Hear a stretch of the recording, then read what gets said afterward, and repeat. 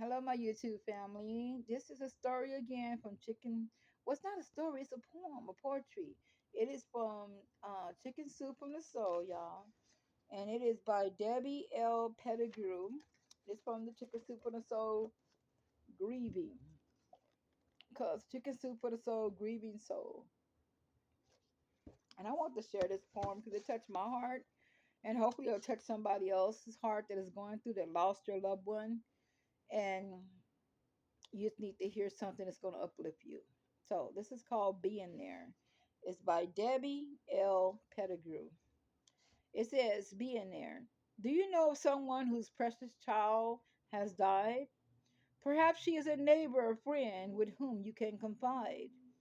You assume that she is suffering a tragedy so deep that there's nothing you can do since all she does is weep.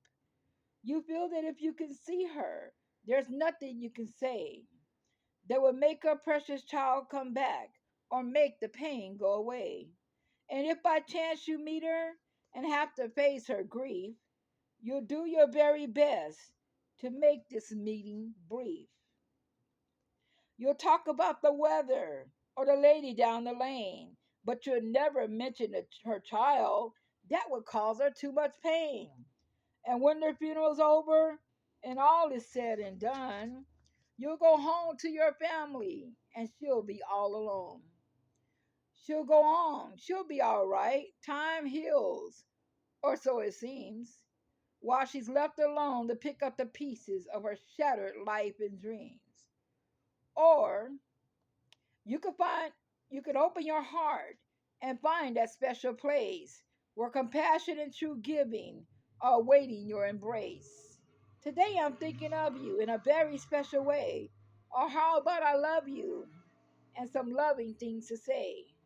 Sometimes a very simple task, like picking up the phone, can help her feel not so quiet, desperately alone.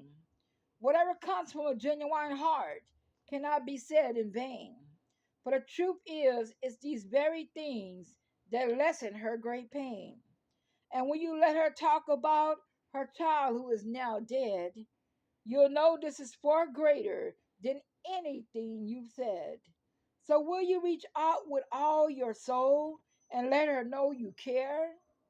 For in the end, there's no substitute for simply being there.